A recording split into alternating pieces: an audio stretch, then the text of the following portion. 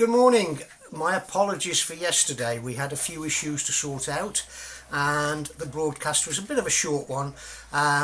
It was the video of the Jabba, the giant African bullfrog, eating a mouse, and there was a few questions for Jabba there. They were Friday's questions. Now I'm going to give you Thursday's answers today. We're going to be very brief today, I'm afraid, because we've still got a few issues to sort out from yesterday. And we will be back on Tuesday with Friday's answers, and that's the video about Jabba. Okay, so we'll be back on Tuesday with Friday's answers, the video about Jabba. But here's Thursday's questions, and we're going to give you the answers now. So get your pen and paper and see how we go. Okay, question 1. What does a kangaroo, anteater and seahorse all have in common? Believe it or not, they all have a pouch to carry the babies.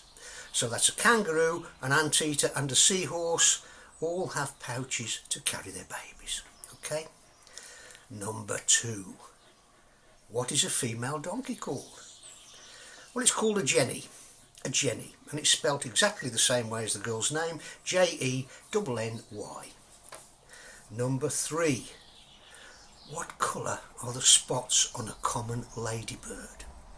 Quite an easy one this. There's lots of different spots on different ladybirds. They could have 3, they could have 5, they could have 2, but they're all black. The spots on a common ladybird are black, okay? Which has the most teeth?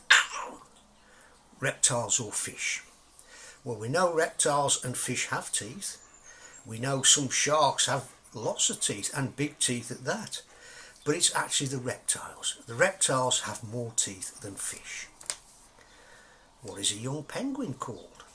Well, like most birds, quite a simple one, it's called a chick. A young penguin is called a chick. Now here's an interesting one, number 6. What are a group of frogs called? Well, if you're out in the spring and you have a garden pond and there's lots of frogs coming out to mate in the spring, and you've got quite a few frogs in your pond all together, they're actually called an army. So you actually have an army of frogs, okay? Number 7. Now here's an unusual one. What are a group of owls called? Well, you know we've got MPs that sit in the House of Commons, don't you? And they're all a bit stupid. Well, owls are stupid as well. They're not the cleverest things in the world. In fact, I've read somewhere that their eyes are bigger than their brain. And the wise old owl isn't quite as clever as we think it is. But either way, they're called a parliament. A group of owls is called a parliament. A bit like our parliament, not the wisest people necessarily sitting in power. Number 8. What's different about a Manx cat? Remember, this is a domesticated animal, one that's lived with people for many years and is a pet, basically. Well, a Manx cat has no tail.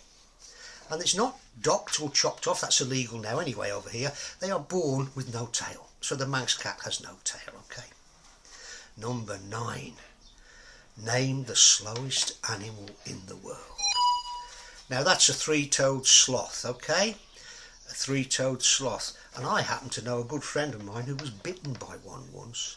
Doesn't say much for how fast she could move, does it? Sorry, Hazel, my apologies now. Number 10.